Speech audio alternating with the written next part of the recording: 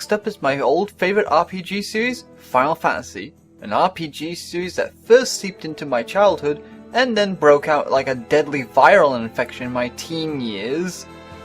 Starting out on the Famicom in 1987, Final Fantasy was supposed to be the swan song of the company known as Square, who were in a dire financial situation at the time, and this was conceived to be their last game to be released, only to end up becoming the very game that would save them from the ether of bankruptcy, and would go on to be ported to the MSX2 in 1989 in Japan, and be released on the Nintendo Entertainment System in North America in 1990. Final Fantasy started out as a simple turn-based RPG with a very simple story, though with a mind-bending plot twist at the end of the game that turned a few heads at the time, and over time the formula would be tweaked in some shape or form as each new Final Fantasy game came to be. Never owning an NES and only playing Final Fantasy Mystic Quest on the Super Nintendo, I never really had much exposure to the series until Final Fantasy VII came along to blow my young mind, and Final Fantasy IX solidified itself as my most favourite Final Fantasy game to be released, and in my mind's eye, the perfect finale to an RPG series I had experienced before the next ones after that lost the magic for me. I used to love Final Fantasy with a passion. It was my go-to RPG series that I always felt told out-of-this-world stories. Each world was different, not only in lore, but also in feel to its themes and overall aesthetics of the world in question. Though after 9 I never really got behind any Final Fantasy games that came out, due to many glaring issues I had with the story or characters in them, and on a couple, gameplay. Some of you may be wondering why the extra slice of cheesecake on my life with this series. Well, I felt this was something that needed to be said, so then you all knew where I stood on the Final Fantasy series. Like the good FF titles in my view were 1, 4, 6, 7, and 9, the last one being the best of the bunch. While the others, Final Fantasy 2 on the NES was the most heinously awful Final Fantasy game in the entire series, that it makes 8's drawing system look like a simple, playable masterpiece of a system, while 3, 5, and 10 were bland, 8 was a mess in story that was poorly executed, 11 and 14 don't exist, 12's lack of focus on the main character's part, and 13 had potential but was so gloriously botched up that the creators went on thinking, nah, we haven't screwed ourselves enough yet, so let's make 2 more sequels to a story that don't need to exist and shove lightning down their throats just to show how awesome she makes our boners feel. So in 1994, when deciding which Final Fantasy to adapt into an anime, which one between 1 through 5 got the glorious treatment? The 5th one! Yeah, not 4, which was considered by many the best in the series at that point in time, but they chose the most boring and least interesting Final Fantasy game in the entire franchise. Wrap your head around that one if you can. Final Fantasy Legend of the Crystals was a 4-episode OVA series created by Studio Madhouse, and it was released on 2 VHS tapes between March and July in 1994, while Urban Vision handled distribution of the anime in North America in 1998, released in 1 box set that contained both VHS tapes. As of right now, this anime has not been re-released in any other form due to Urban Vision losing the license to distribute it, so a DVD of this OVA series does not exist. Yet out of all this I've just told you, the most surprising thing about this is that it's a sequel. So a small number of you are probably wondering, what's the story behind this one? Set 200 years after the events of Final Fantasy V, the winds foretell that darkness will descend upon the world of planet R, which was not claimed in the name of Mars. An old man called Hassan, sensing the danger that will come to the Wind Crystal, heads out to the Wind Temple along with our main female protagonist, Linali, to check on the crystal and find out what this approaching threat is, only for our main male protagonist, and not so subtle but yet not gonna dig any more into their love interest, Pretz, follows them wanting to protect Linali and ends up getting involved with their journey, while along the way meet many other people on their quest, including a treasure-hoarding pirate called Rouge, no, not that Rouge, and Valkus, a battle-hardened general from the kingdom of Tycoon, along with many others, all while the world is under attack by strange beings who have come to take the crystals for unknown reasons. Going into this anime, I had no idea what to expect. I had a bit of apprehension for good reasons. But because this anime was directed by Rintaro, the chameleon of anime that tries his utmost best to stay true to the source material in any way he can, and with Hironobu Sakaguchi and Nobuo Matsu, director and composer respectively at the time Final Fantasy V was created, were the production supervisors, changed my uneasiness to curiosity to whether this OVA could surprise me and come out better than the low bar I had set my expectations to. However, while the story had a pretty cool setup and started out quite good with an instant sense of foreboding, immediately lost it 5 minutes into the first episode. The tone of this series was bipolar, and that is the best I can describe it. At first they go for a very serious or dramatic tone, only to follow it with a situation that breaks it entirely. Grandfather, why did you lie to Pretz about where we're going? My child, understand, this is a very delicate matter. The Temple of the Wind must be approached with great care and reverence. The crystal is very sensitive to any kind of disturbance. What am I even watching?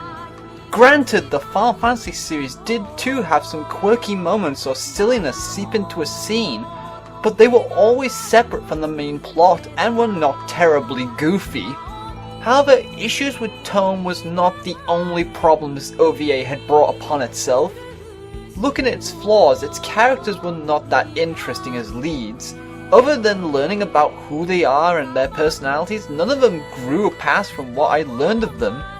Sure, things happen, but they don't do anything other than move the plot along, and everything about it just felt off for an anime bearing the Final Fantasy name. What I mean by that is, even though the world of Final Fantasy V had characters, names of places, the plot-important crystals, and the series' long-standing mascot of chocobos embedded into the narrative, the aesthetics didn't match up. Just look at these chocobos. Would you have believed this was them, considering that they don't have their feathers? But that is just the tip of this oddball of an iceberg. Other things don't quite gel well to the Final Fantasy name. For example, look at this! What am I even looking at? Does that make you think of Final Fantasy?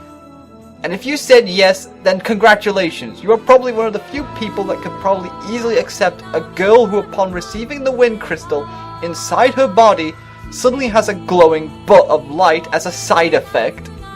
Heck, why stop there? How about a freaking butt laser just to open a freaking door? That is so what Final Fantasy is like! The characters this time around were original to this anime, so for once I am going to give a brief description of each one. We have Pretz, who is the reckless boy that would do crazy crud to help and protect Lanali. Valkus is the serious, good-hearted but ineffectual general. Rouge, who plays up the pirate lady only interested in treasure so much that you would be forgiven for making the simple mistake of confusing her with the other Rouge from earlier. And Linali is the brave girl that will do anything in her power, even if she and her summoning powers are next to useless, with no other traits to define her. It also didn't help that the best part of her character development came down to how often the anime showed off her panty-clad butt to the audience.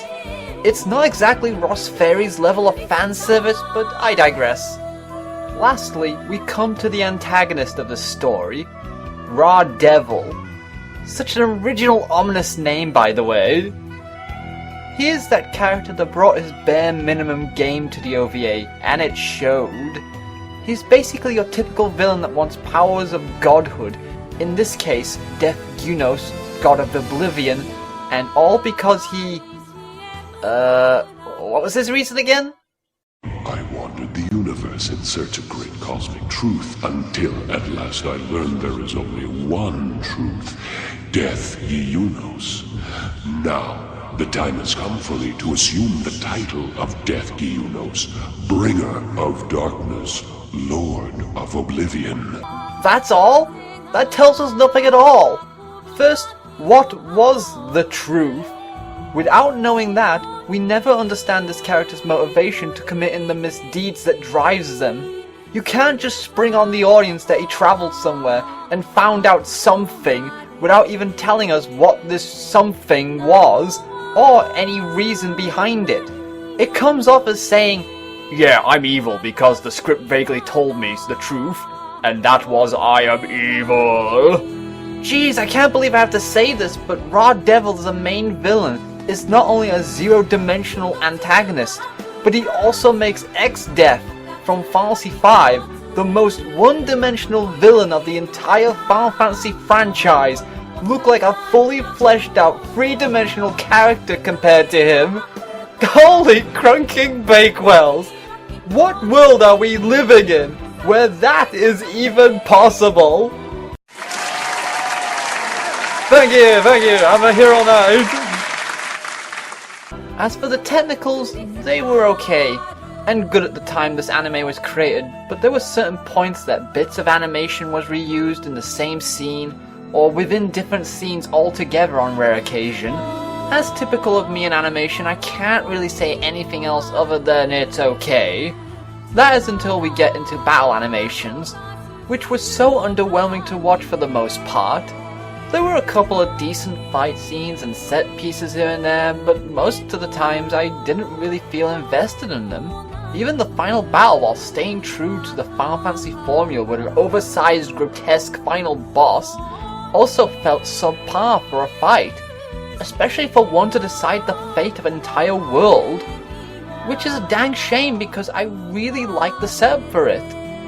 Also, voice acting from both the original Japanese and the English dub were decent, so it doesn't matter what version you come across, whether it's subbed or dubbed.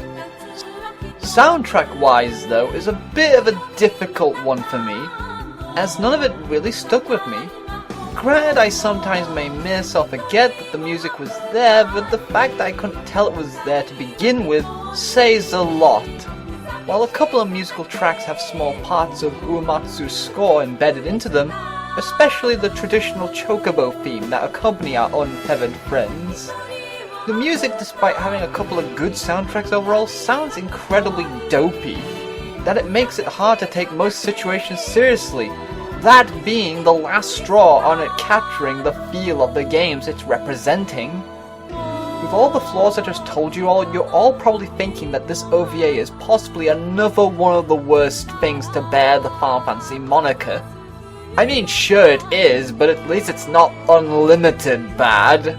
But yet, while this OVA series feels completely alien to the RPG franchise, it is also unintentionally funny.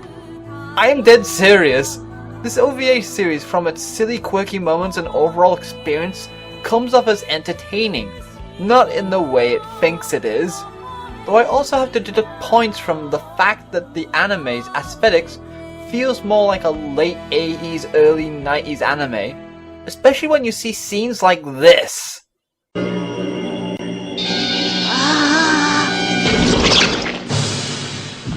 I need your knowledge of harnessing the crystal's power. I will not let it just turn to dust in the ground. Also, as a bit of extra pointless information, when it came to translating what little the original Final Fantasy V game is mentioned in this anime, the names of Bartz and X-Death are instead called Bats and Exodies, which was way off from what they were originally called in the Japanese versions of the game, as the hero was called Butts, which for obvious reasons for much later releases was changed to Bartz in the English version, while X-Death was changed only in spelling between the two. So in the end, I'm on the fence for once with this. I mean, I want to recommend it partially because it's so earnest in its overall plot of silliness it basks itself in, that it's hard not to feel entertained. Yet I don't want to because it completely betrayed the source material from the execution of aesthetics, the way the characters were treated, especially Lanali. The music, literally everything sets out not to be Final Fantasy, that it's hard to even recommend it. Unless you really, really want to own a copy of this most likely rare VHS as an anime collector, or as a big Final Fantasy fan that wouldn't be bothered by it. But quite frankly, I can't in good conscience recommend it to just anybody.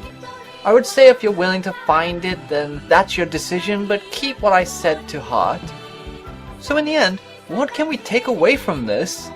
Well, all I can think of after watching it twice, mulling over the script and my feelings for a fortnight, I think it's best that we remember what made the original Final Fantasy video games so special to us, whether numbered or not.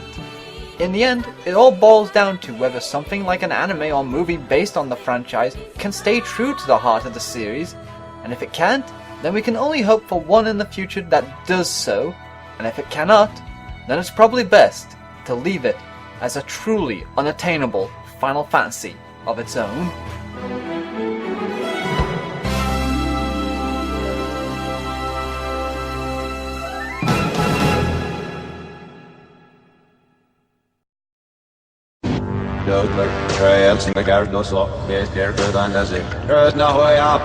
You know, I suddenly have the craving to get a hold of Biohunter and Dragon Slayer now, but I never heard of them before.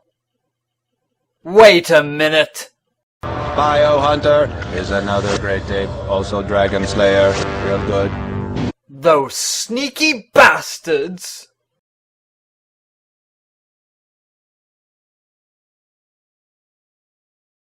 Rouge, who plays the pirate lady, only insisted...